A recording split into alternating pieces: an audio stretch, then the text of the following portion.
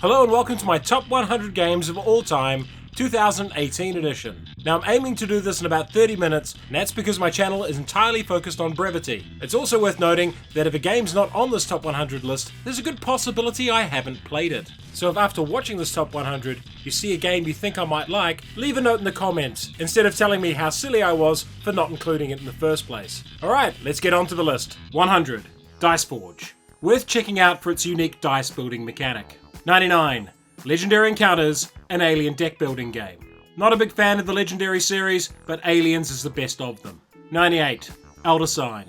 It's Cthulhu Yahtzee, and I've thrashed this game on the app. 97. Small World. Looks cute, but is actually one of the most brutal games available. I love the amount of variable power combinations in this game. 96. Euphoria. Build a better dystopia. Fast-moving dice placement game, fascinating art and world, needs to be played at a very high tempo to be really fun.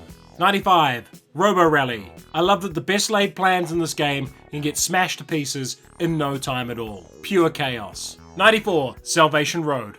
Post-apocalyptic, push your luck resource gathering game. Good for its escalating risk and endgame tension. 93. Arctic Scavengers.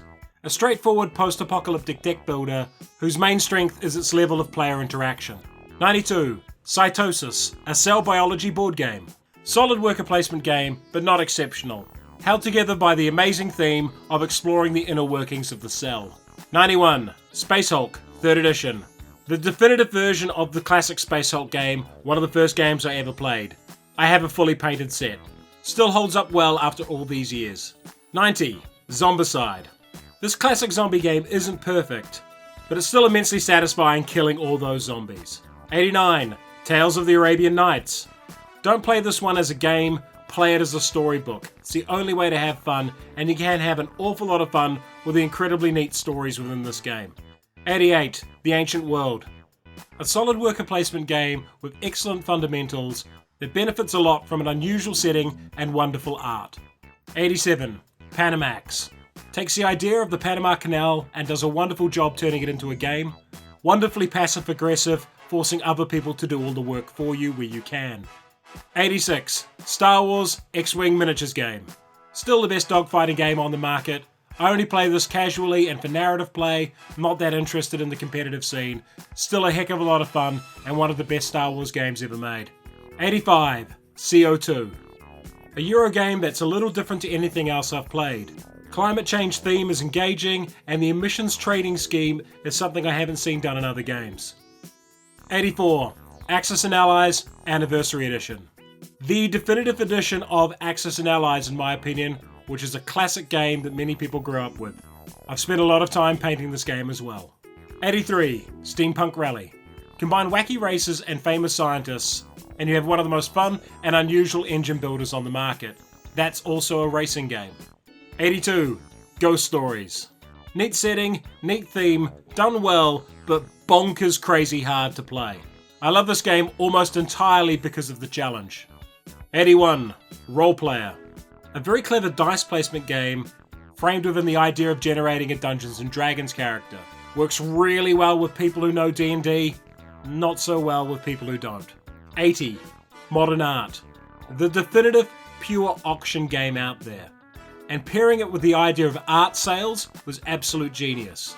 This is a game I want to play more and would probably be higher on the list if I played it recently. 79. Oaxaca, Crafts of a Culture. Dice manipulation and engine building and a short playtime. For a small box game, there is an awful lot of game in Oaxaca. 78. Last Friday.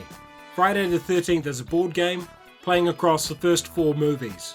My favourite game where hidden movement is the focus, it supplanted the likes of Scotland Yard and Fury of Dracula. 77. Sentinels of the Multiverse. The best superhero game on the market in my mind. Huge amount of variety and replayability in this game. Probably better as an app because it takes care of all the bookkeeping for you. 76. Maximum Apocalypse. Post-apocalyptic game with themed character decks, variable enemy groups, another small box game with a lot of game in it. 75. Pay Dirt. Gold mining theme is a huge plus for me, something I really like. An auction game that is all about optimization. 74. The Grizzled.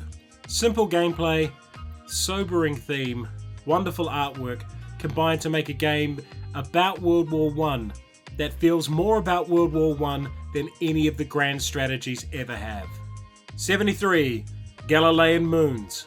The best area control game you haven't played. Has knocked El Grande, Tammany Hall, and Mission Red Planet out of my top 100. 72. Black Orchestra. Very dark and mature theme of characters within the Nazi regime attempting to kill Hitler. Unlike most co-op games, this one revolves around a single decisive point, and that makes it quite unique. 71. Pandemic. One of the all-time great games. Could be higher, but I've played it so much that I don't want to play it that much anymore. Still one of the first games I go to introduce new people to the hobby. 70. Le Havre. One of the most engine-building, optimization-focused games I've ever played. A really tight design and a Euro that matches its theme perfectly. 69. Android. A broken masterpiece with so many amazing ideas that don't necessarily work that well together.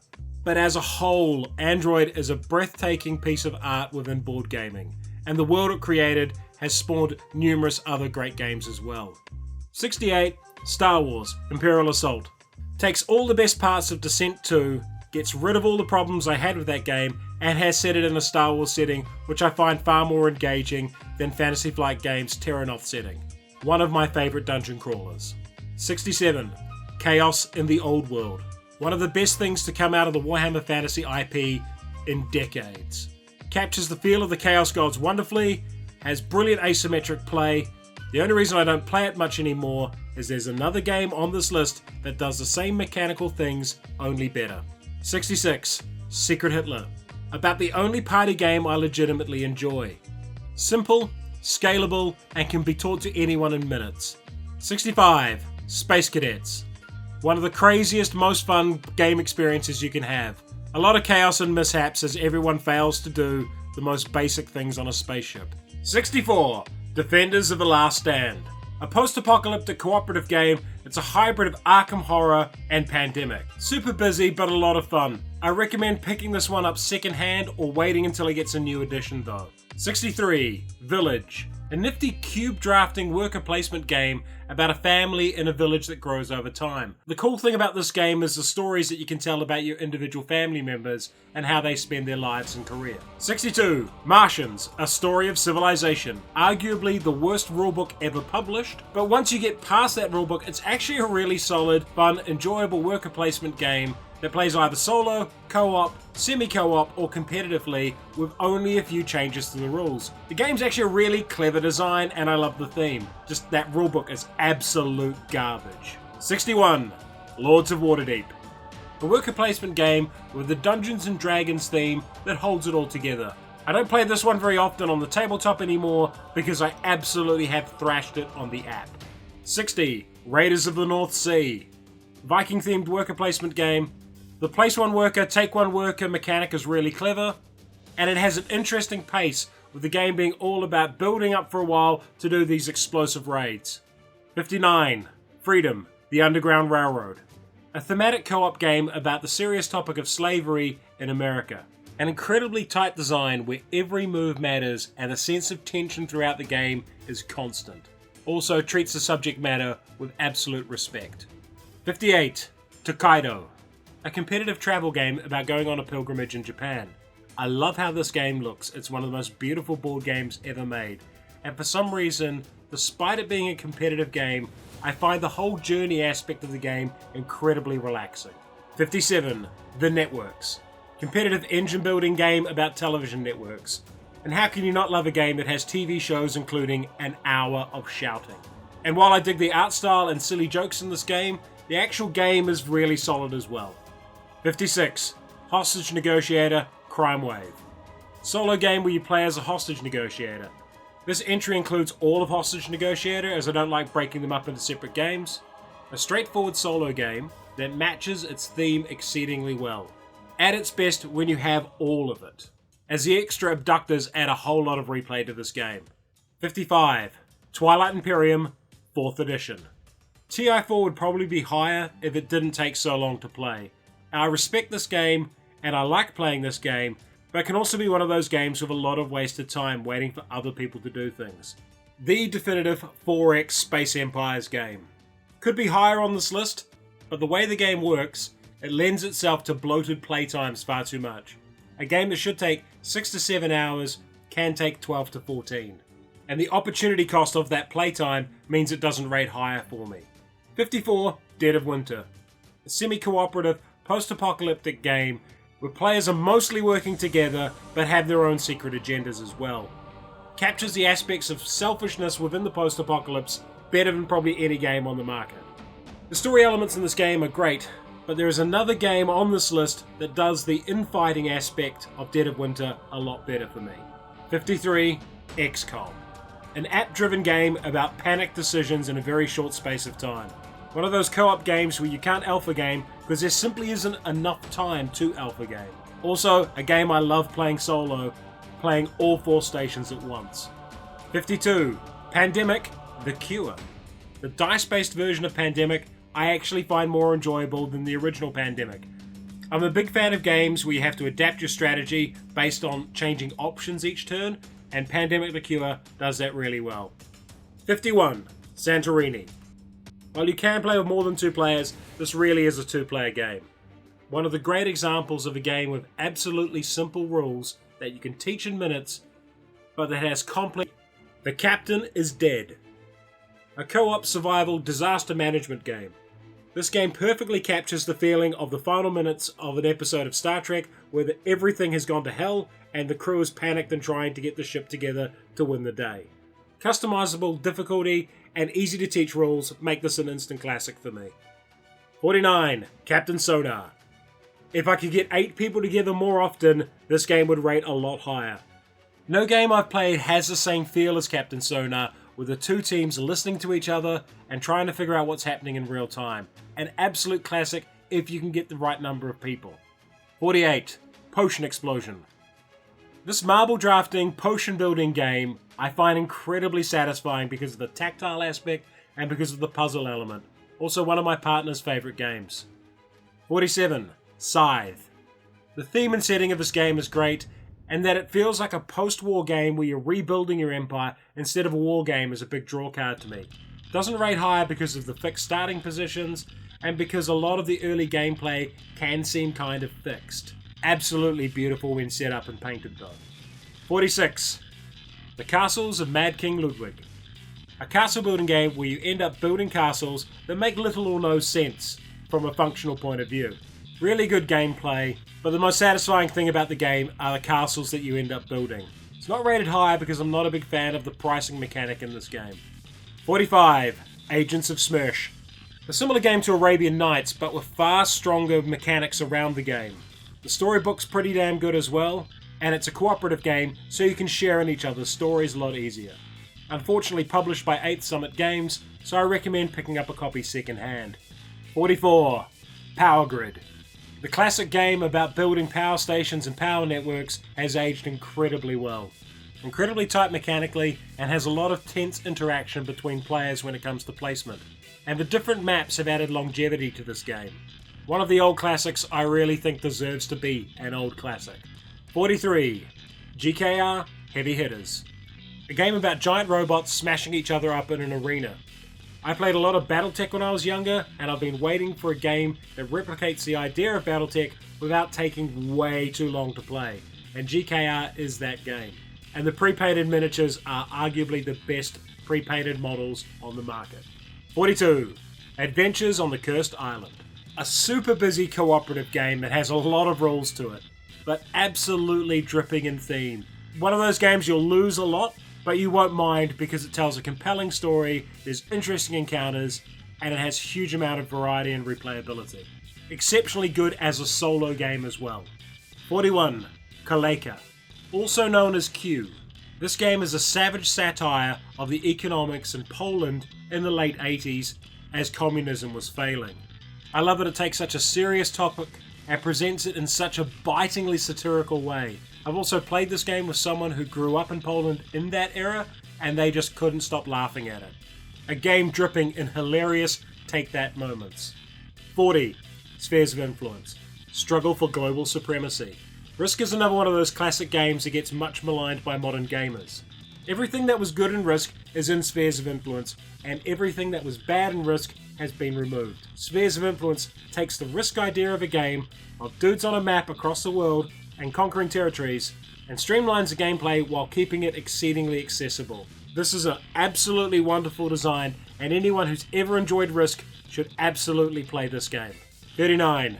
The Manhattan Project, Energy Empire. A worker placement game about building a country's energy systems after World War II into the modern era. And while it looks like a worker placement game, it's really an engine builder. And one of those engine builders where you actually get to use your engine for a considerable amount of time in the game. The theme is accessible and engaging, and you actually feel like you have built up a country over those 50 years by the end of the game.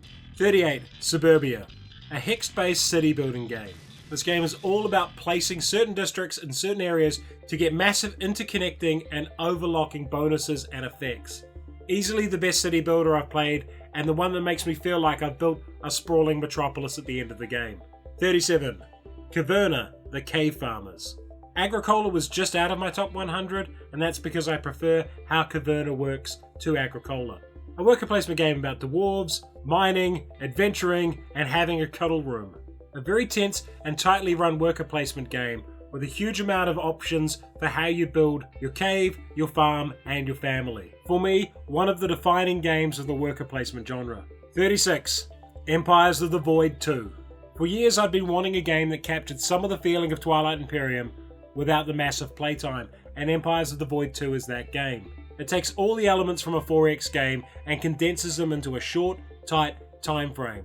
And the game moves at an absolute lightning pace, keeping players engaged all the way through.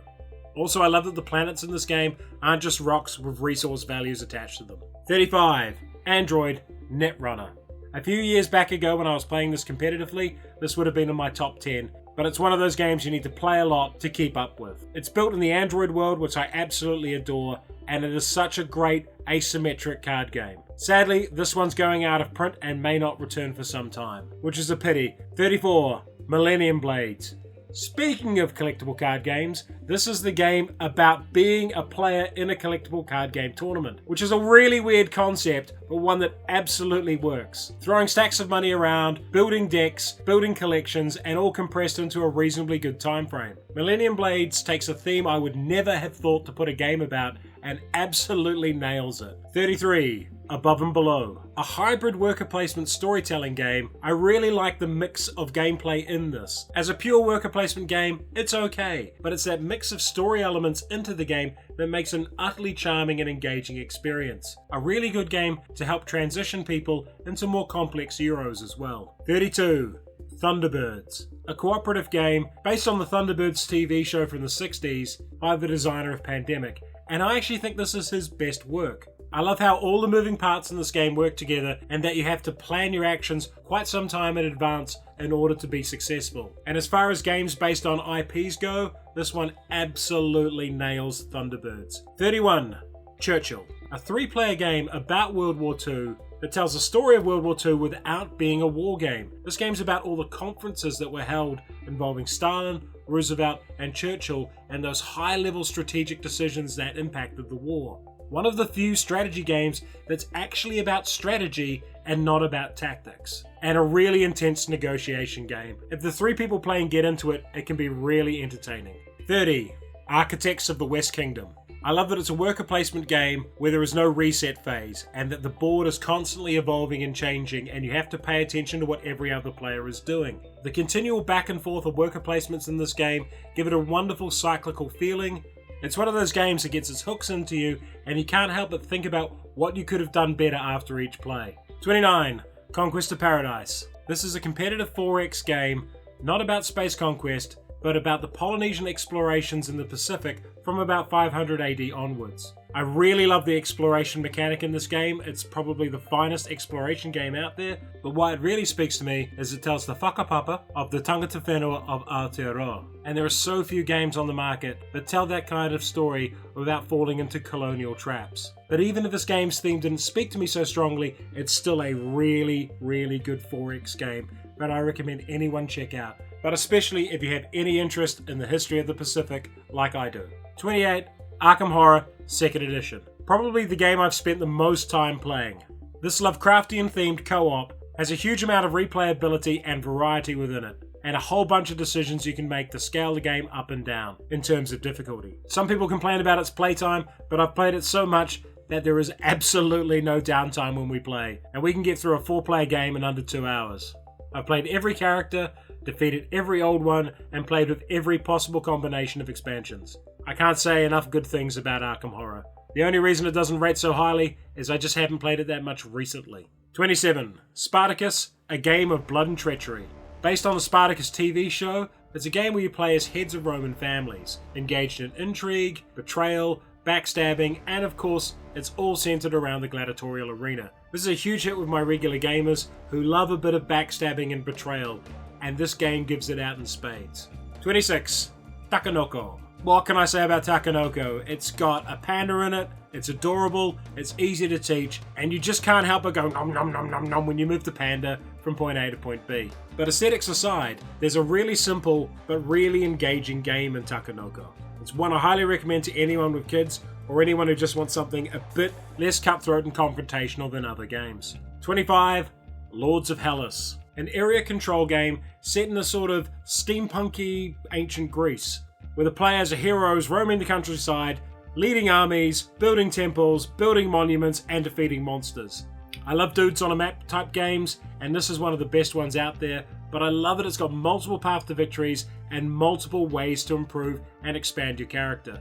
The multiple paths to victory means you have to pay attention to what all the other players are doing constantly, but it also means no one's really out of the game at any stage. Even if you have no army left, you can still win by killing the monsters. Oh, and it's absolutely wonderful to look at when it's set up. 24. Blood Bowl Team Manager, the card game. My favourite deck builder, and I think that's because the decks are pre-built and don't just contain basic cards, and that you can improve them during the game, but you don't necessarily need to improve them during the game. It's also way more interactive than most deck builders, as you're playing cards directly against an opponent in an interactive seesaw battle over a series of highlights. Sadly, this one's gone out of print and will probably never come back into print, but I'd love to see it reskinned as something else because it's such a neat game. 23. Healthy Heart Hospital. This is technically a cooperative game, but I never play it as a cooperative game. It's one of my favourite solo experiences, and that's because of the cube drawing mechanic. It's a game about managing risks, about manipulating probabilities and making a dozen or more small decisions that lead you to really favourable outcomes towards the end of the turn. I really enjoy it as a solo game because the instant I start playing, my brain clicks on and it stays on for the duration of the game. 22. Cthulhu Wars. If any game could claim to be overproduced, it's Cthulhu Wars. The miniatures in this game are overkill, but it really does add to the experience. But what makes Cthulhu Wars is that it is an amazingly clever, asymmetric game. It has a lot of the elements I love from Chaos in the Old World, but streamlines the core mechanics while opening up more variable options. Each of the old ones plays radically differently, and the interactions between different old ones are also radically different. Anyone who loves grand strategy games, this is a game I highly recommend, maybe not picking up and buying, but certainly playing with someone else. 21. Gloomhaven. This cooperative dungeon crawler has a lot going for it, with so much content within the box and so much playtime within this game. The classes are all different, and the combat is really intense. The only reason it's not higher is the story's a little so-so. I really enjoy this game, but I don't think it's as breathtakingly amazing as a lot of other people seem to think it is. Still worth playing, and absolutely my favourite dungeon crawler at the moment. 20. Argent, the Consortium. A competitive worker placement game about winning an election at a magical college. If you haven't picked this up yet, I like worker placement games, I love engine builders, I love player interaction, and I like games with a take that factor, and Argent has all of those in spades. I love one of those games where after my first play, my head was absolutely spinning about the possibilities of what to do next time. If you like busy games with a huge decision space, Argent would be one to check out. 19. A Distant Plane. This entry doesn't just represent a distant plane, it represents the coin family as a whole. Coin games are asymmetric games about a counterinsurgency. This game focuses on the US invasion of Afghanistan and takes this incredibly complex and mature topic and puts it into a game in a way that not only makes the conflict understandable, but also gets the motivations of all sides across. These games are worth checking out for anyone who likes negotiation, long-term planning in their game, and very asymmetric gameplay. or if you just want to become more knowledgeable about the conflict that each game is based on. 18. Azul. Azul's a competitive abstract tile-laying game, and one I wasn't expecting to like at all. I'm more of a fan of games that match theme to mechanics, and the theme of Azul is tile-laying. But I was blown away by how elegant the design was, and how much interaction it had with the other players. A game I highly recommend trying out, even if you don't like abstracts normally. 17. Xhawk, Legends of a Drift System. As far as I'm concerned, this is the ultimate sandbox experience. This is a game about getting a little ship and going out in the galaxy and doing whatever you want. You can be a pirate, you can be a trader, you can be an explorer, you name it. There are multiple paths to how to win this game, and you just choose to do what suits you at the time. I don't think any other game gives me the absolute sense of freedom from when I sit down to the end of the game to feel like I'm doing what I want to do. And that's the great thing about Xhawk. Also, dinky little plastic ships are great. 16. Between Two Cities. My go-to gateway game for teaching new players about the hobby. It's a competitive game, but one that relies on people cooperating with their neighbours to build the two best cities that they can. It's a really good gateway game because experienced players can teach new players how to play, and they have an incentive for them to do well. This is also my favourite filler game, as its playtime is under 30 minutes. 15. Paths of Glory, a card-driven war game about World War I from GMT Games. This game's a bit of a monster, and it takes a good 4+ hours to play, but it captures the strategic decision making in World War I perfectly. You don't want to attack, because attacking is terrible, but you have to attack. At least the turns where the players are both going, I really don't want to push, but I have to push, and it captures the awful futility of the offensives within that war. It's not a personal game like The Grizzled, but it does a damn fine job of making you feel like one of the decision makers during that war. 14. Seven Wonders, a card drafting game about building the best ancient empire you can. It scales incredibly well from 3 to 7 players. There's a lot of decisions and interactions at the table, and a lot of different paths to victory. This is a game I think should be in just about every gamer's collection. 13. Arkham Horror, the card game, a cooperative deck construction game set in the Lovecraft universe. I like this game for the incredible story immersion that happens during a session. We played a 4-player campaign of this, and it was one of the best board gaming experiences I've ever had. Each of our characters felt different and thematic, and we all brought different strengths to the table as we unraveled the mystery of what was happening in Dunwich. Cost is a bit of a problem to keep up with all the expansions, but if you have a good group and want to play a deeply thematic game, the Arkham Horror LCG is exceptional. 12. Roll for the Galaxy, a competitive dice manipulation game based on Race for the Galaxy. I can already hear the outcry that this is on my list and Race for the Galaxy is not. It's not to say Race for the Galaxy is a bad game, it's just a game I've played to death. What I like about Roll for the Galaxy is the tactile aspect of rolling the dice, and that you have to use an adaptive strategy because the dice results are uncertain. And I'm a big fan of having to adapt your strategy to uncertain results. And it might just be the peculiarities of our group, but after playing Roll for the Galaxy, no one really wanted to play Race for the Galaxy again. 11. Mansions of Madness, 2nd edition. A cooperative dungeon crawler set in the Lovecraft universe. I actually used to really like Mansions of Madness 1st edition, despite all its problems, but Mansions of Madness 2nd edition completely solved all the issues I had with the game using the app to automate what the GM had to do. And it creates an exploration vibe that feels like you're legitimately exploring a new environment. The app does so much of the heavy lifting, and the stories in the game are really neat. Another one that probably needs all the expansions to really feel complete. Oh, and it's an excellent solo game as well. Number 10. Block by Block, the Insurrection Game. A cooperative area control game about leading a people's revolt inside a major urban city. I absolutely adore the theme of this game, taking on a topic that no one else has really done, and that's of riots and insurrections like Ferguson and the Arab Spring. It's also a tense and tight design that makes for a really hard to beat co-op game. And something about flipping police trucks and throwing Molotovs highly appeals to me. 9. Chinatown. Another one of those games that I've never had a bad experience playing. Chinatown is all about negotiation and trading with other players.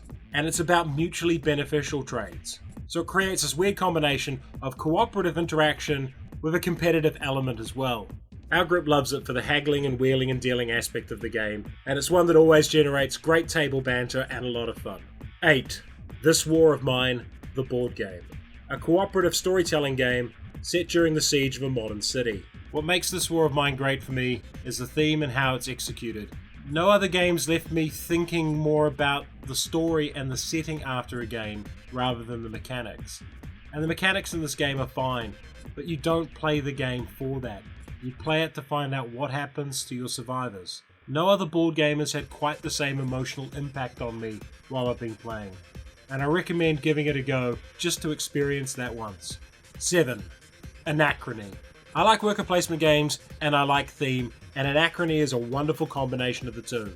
It does all the good stuff from worker placement and does it solidly, but it presents the game in a beautiful way. It looks absolutely amazing set up on the table, and it has such a unique setting and theme that you can't help but be engaged by it. It also has the best solo mode for any worker placement or Euro game on the market as far as I'm concerned. 6.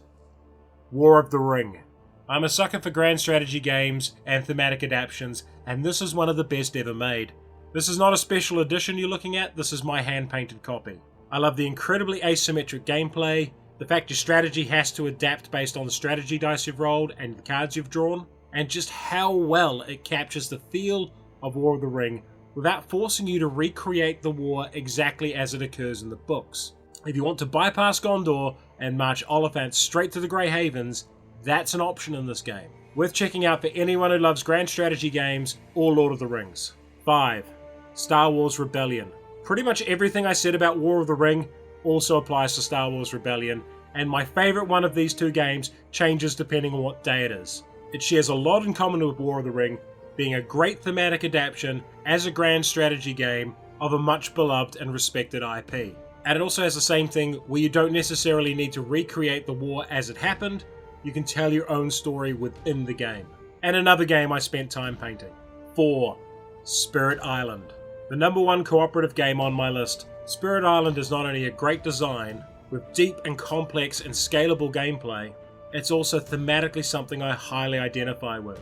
Being from New Zealand, I grew up with legends of Taniwha, which are spirits that protect places, and the spirits in Spirit Island immediately made me think of them. And while that personal connection is important to me, what makes this such a great game is all the interactions between the spirits, the power cards, the board, and the scenarios. If you're someone who likes to weigh a lot of decisions and really think about what you're going to do in a game, Spirit Island would be one worth checking out. It's also a game you really can't quarterback because there's so much information and so much to do that one person can't tell everyone what to do. 3. Battlestar Galactica. No game defines my regular gaming group more than Battlestar Galactica. There are two things we like more than anything else, and that's theme and banter.